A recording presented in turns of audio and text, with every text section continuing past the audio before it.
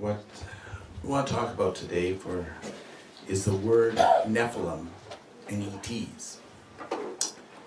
Now, there's a tremendous amount of mistranslation relating to Nephilim. It's a coined word, an idiom word.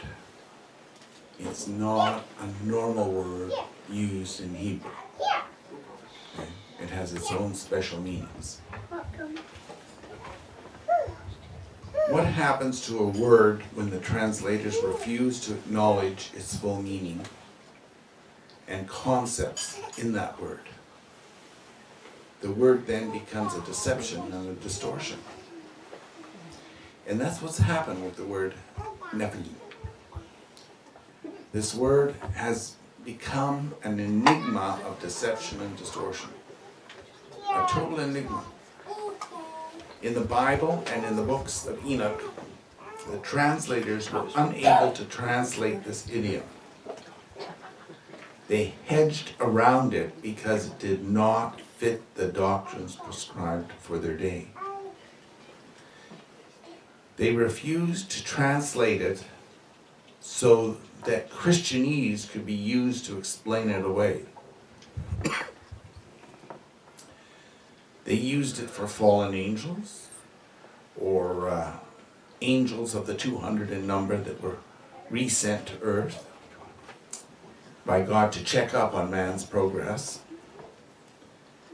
And if you stop and think about that, if God knows everything, why does he need to send angels to check on our progress? He doesn't. But these so-called angels were only interested in having intercourse with women and making a great name for themselves among men. They wanted to be the head. Well, for this event to have occurred, God would have had to go back on his word. Would he have sent angels to participate in the destruction of man or for their defense? Yeah. He says he doesn't, there's no shade of darkness in him, so why would he have sent someone here to entice mankind away from him? Does that make sense? No. But that's what your commentaries are saying, and that's what happened. That's what God did. So let's examine the word Nephilim, which is often used for giants or tyrants. It is made up of 3 word groups. Now, I am or L-I-M refers to a breeding race. But God says angels are neither given in marriage or marry or, okay? Are they a breeding race? They weren't meant to be, no. It also refers to genetically engineered race of beings.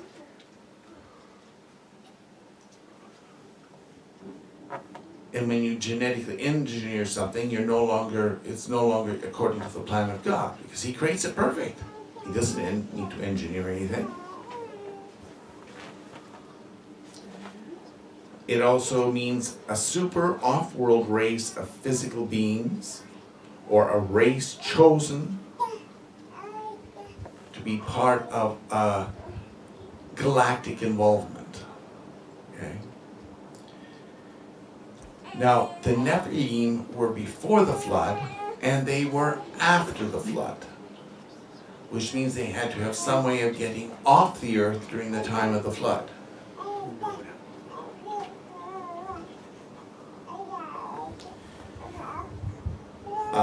Phil refers to an assignment or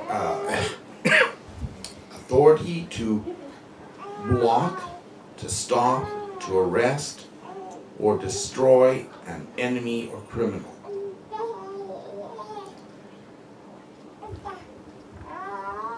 But I want you to keep this in mind, that when you have this in a word, it depends on who's the God setting the conditions for which this is used. What's the criteria of who's the God? And if we use Nephilim, it refers to one who fell from approval of an Adonai or supreme commander. One who abandons his assignment or given orders. Okay. So the Nephilim, we see that Ne or Neph refers to a power or knowledge of power to break another's will. It also refers to controlling others because of pheromones. Nif or Nif has an approach. Now in Genesis 6:2, it says that the sons of God saw that the daughters of men were beautiful. And the word beautiful here isn't what it says in Hebrew. It means good to mate with. They were receptive.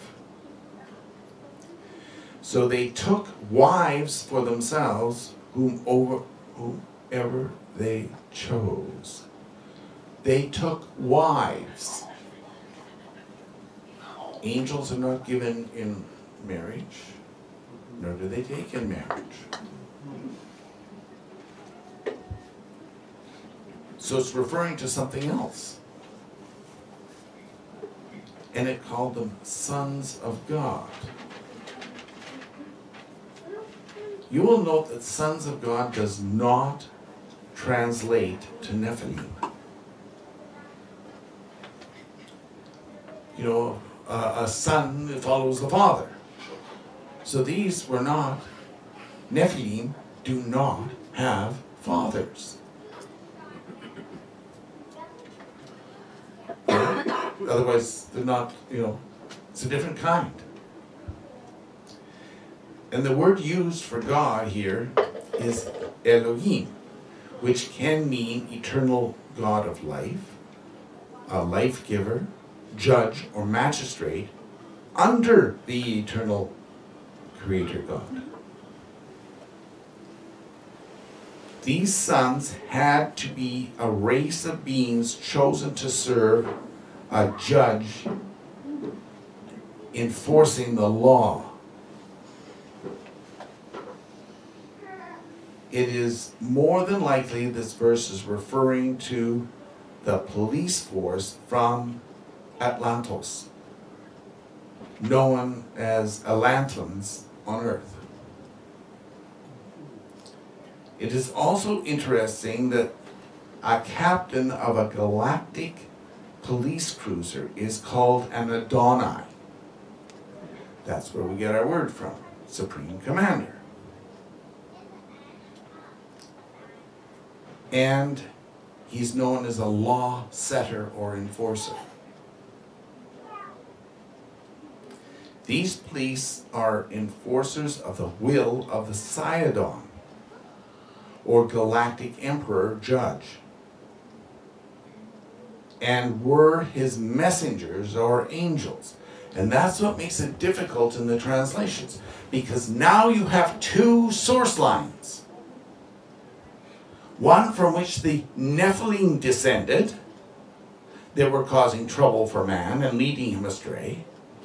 And now you have another group that came from Mer. It seems to imply that it came out of the Sidon, the Atlantis. The police there were the messengers of the will of the Sidon.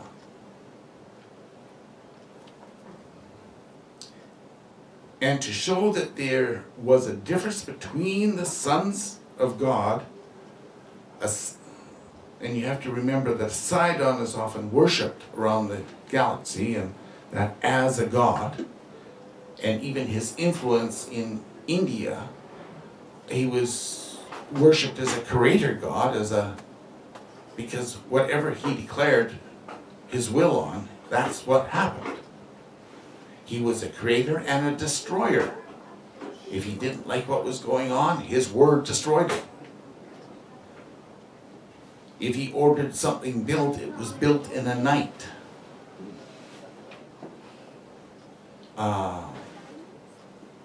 Puma Punka was built in a night. Twice. It's been destroyed twice. Oh, and once to rebuild in one night. So, when we look at verse 4, and it says, the Nephilim were on the earth in those days, and also afterwards, so after the flood, when the sons of God came into the daughters of men, and they bore children to them. Those were the mighty men who were of old, men of renown. Well, this implies that the sons of God were sent to earth to kill off the Nephilim, not to participate with them, but to kill these giants off, giant tyrants, that were under the orders of another creator God, a competition.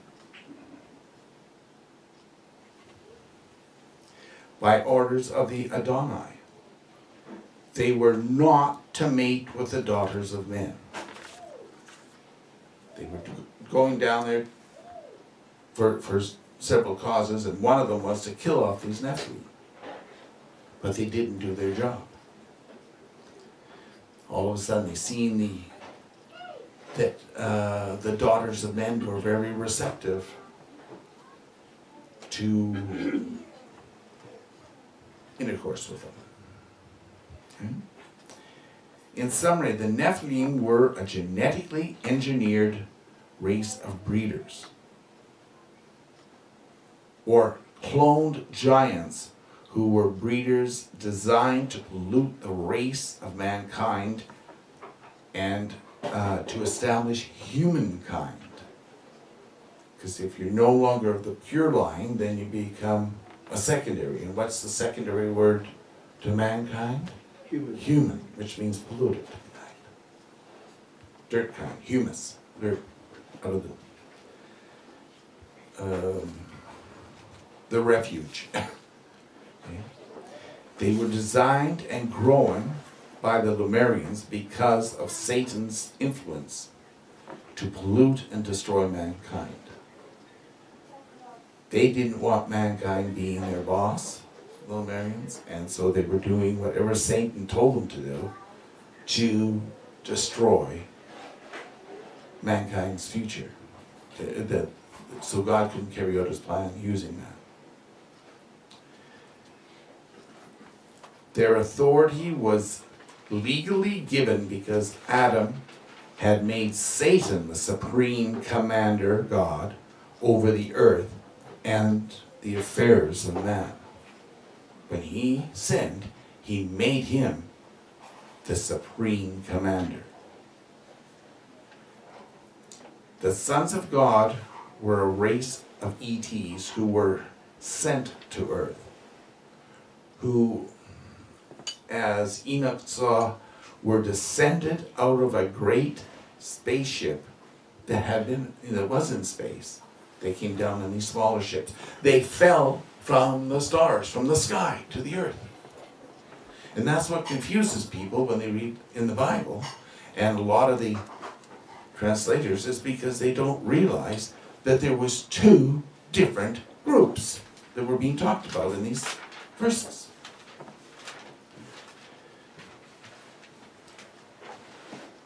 And they had come to earth with an assignment to find out what happened to the Atlantis. Because it wasn't there anymore. It wasn't reporting back to the homeworld Atlantos. And why contact with Puma Punka had been lost. they were told not to mate with the daughters of man. Now, remember, the commander of their ship is also called an Adonai, supreme commander. The command ship would not take them back on board once they mated. Why? Because they were traitors. You couldn't mix traitors in with their race. They wouldn't. That was unacceptable.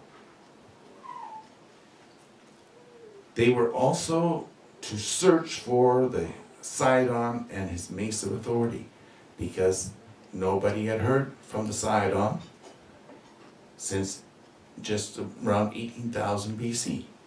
He simply disappeared. And they were searching for him, whether he was still on Earth, whether he went someplace else. Nobody knew where the Sidon has gone. These 200 galactic police led the world further astray until God was forced to destroy all air-breathing life on the Earth's surface. He ordered the flood.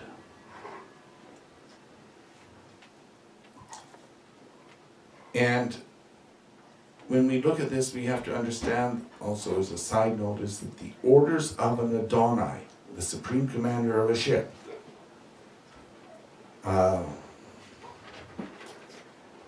nor the orders of a Sidon can be countermanded.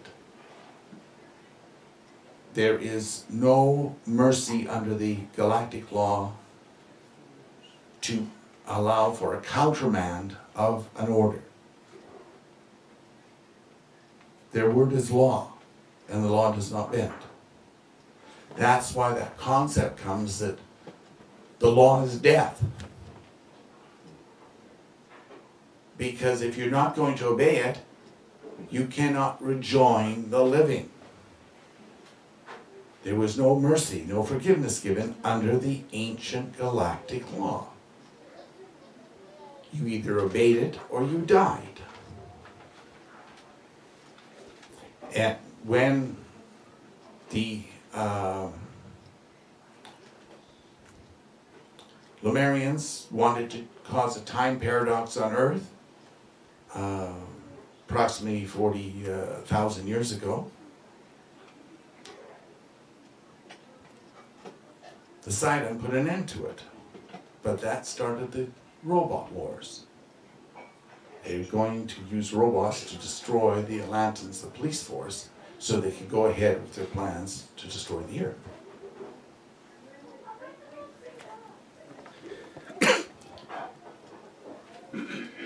The Bible leaves clues to all these things.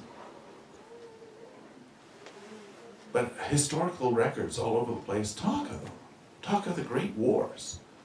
Especially in some of the East Indian books and Tibetan books. I mean, they are just full of these wars that took place. And the robot wars, like, the historians have found pieces, you know, like these archaeologists have found pieces of robots, of ancient equipment on Earth.